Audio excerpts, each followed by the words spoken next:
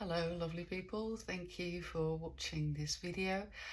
My name is Roel, I'm a health and nutrition coach and I post these videos to motivate people to be as healthy as they can be.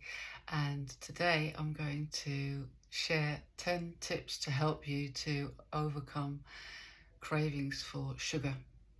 I hope you all had a great week. I had a fantastic weekend in Holland. I went to a fabulous family wedding and it was probably the most fun wedding party I've ever been to. I hope you had some fun too and also spent some time with your friends or family because social connection is really important for your health as well. Right, let's crack on with the tips. So I think we all know that sugar is not good for us and it's just nice to have sometimes as a treat. But if we have a lot of it, then it's going to mess up our blood glucose levels and it's going to affect our gut flora, the bacteria in your gut, and that will have a massive negative impact for your overall health, both your mental health and your physical health. Now, I think we're, like I said, we're all well aware of that, but the difficulty, of course, is to stop eating this stuff because it's addictive and it makes you feel good immediately. So how do we overcome these cravings?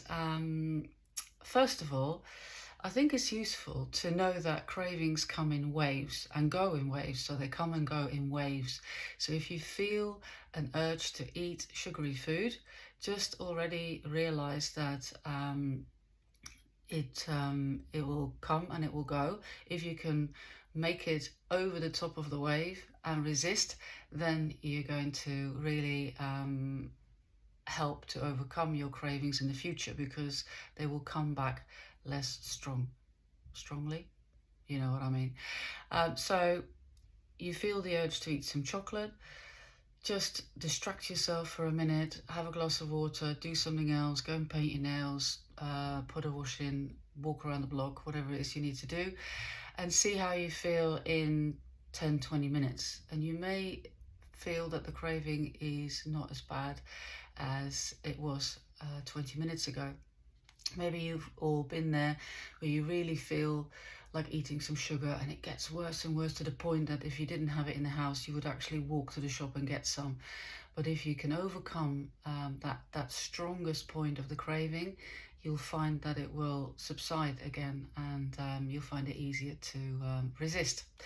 So that's one. Number two, make sure that you have some protein with every meal and some healthy fats as well, because if you don't, then your body will crave, and it won't necessarily feel like a craving for protein, but it could translate into a craving for junk food.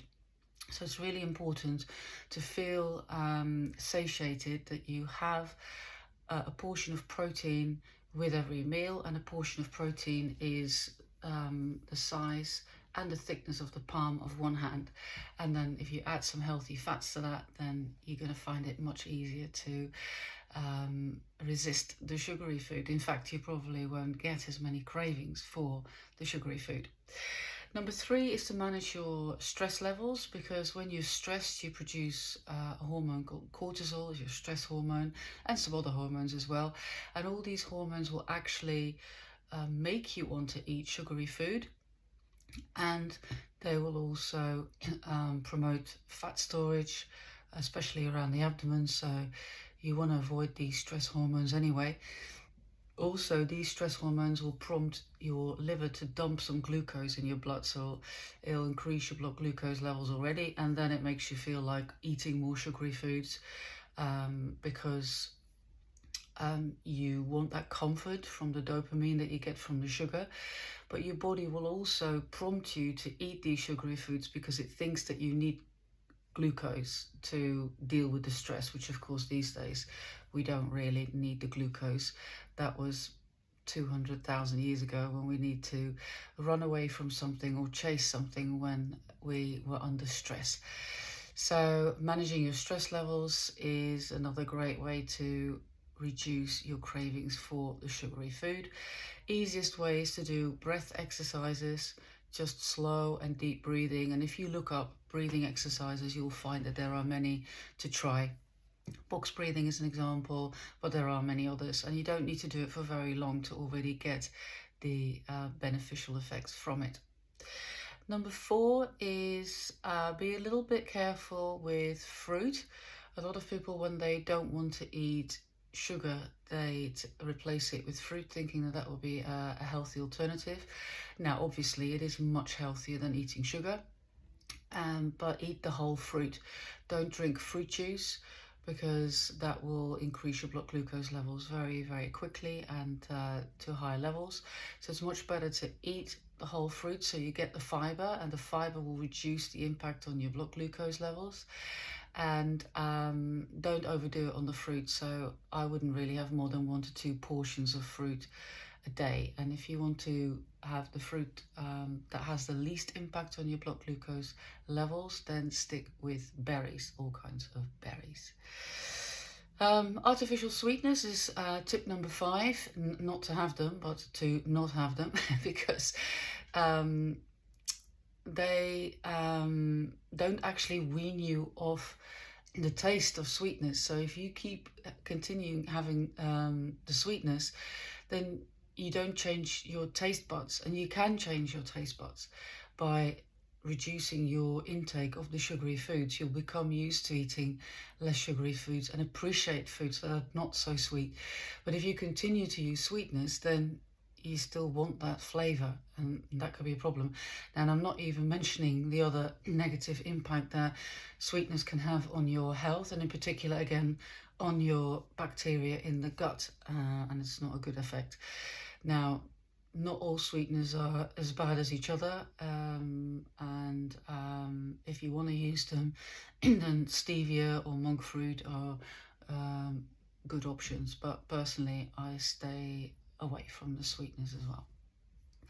Number 6 is to manage, again, it's to do with nutritional deficiencies. If you have any nutritional deficiencies, then you're more likely to crave, your body will crave because it's lacking something, and it doesn't always translate in cravings for healthy food. And a famous one is if you're deficient in magnesium, you may crave chocolate, but that's not necessarily going to sort the problem, and it's going to add to other problems as well. So magnesium is a typical example of a nutrient that a lot of people are deficient in, so make sure you eat plenty of green leafy vegetables. Walnuts, also a great source, to make sure that you're not deficient in that. And of course, generally have a healthy diet with a variety of lots of different healthy foods, so you're less likely to be deficient. Number 7 is to, if you buy products that are packaged, to read the labels to make sure that you're not accidentally consuming a lot of added sugar that's going to flame your addiction to it. So it's not always obvious which type of foods have added sugar in them. You really do need to check the label, because foods that if you would make them yourself at home, you would not add sugar, but if companies produce these foods in a factory, they do add sugar and a lot of other shit that you don't want to consume either. So do check out the labels to make sure that you're not unknowingly consuming a lot of sugar. And remember, sugar is not always called sugar on the label.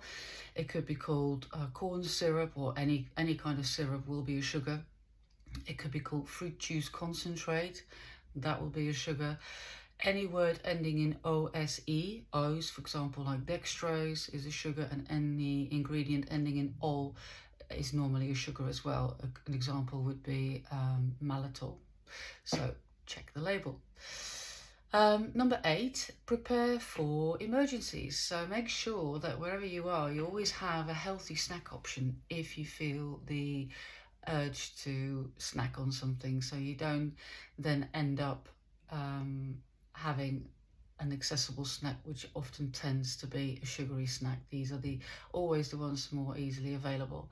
So be ready, have some raw nuts or some dried meat. Like I really like the South African droeworst, which is a dried sausage, or the jerky, the dried beef, boiled eggs, vegetables, anything that you can snack on that is not a sugary food. So you're prepared and you're not being caught out when you're weak because you're craving something.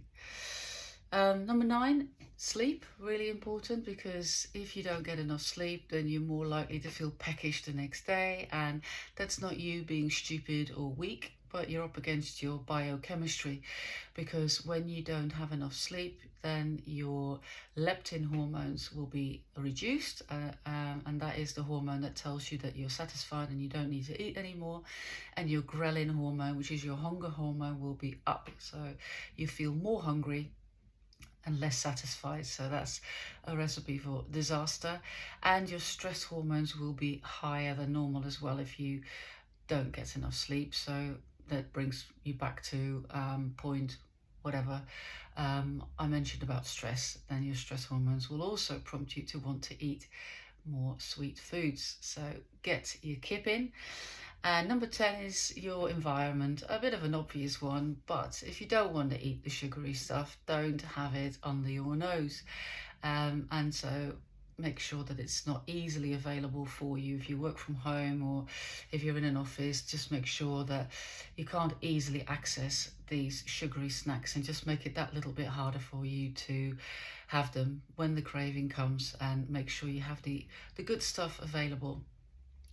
Right, I hope you found that helpful. Let me know if you did, let me know if you didn't. I'm always open to that as well. And if you're trying to make some changes to your health habits and you find it really difficult, then feel free to download my free Effective Health Goals workbook.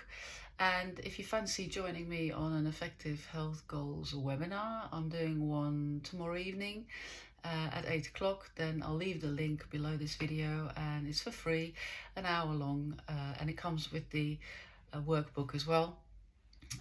So it would be very exciting if you could join me there. Thank you for watching. Don't forget to set yourself a little health goal for this week. It doesn't matter how small it is, just one thing that you're going to focus on for this week, and crack on with that and review it next week. And don't forget to reward yourself or pat yourself on the back when you do well. And have a wonderful week. I'll see you again next week. Lots of love. Bye.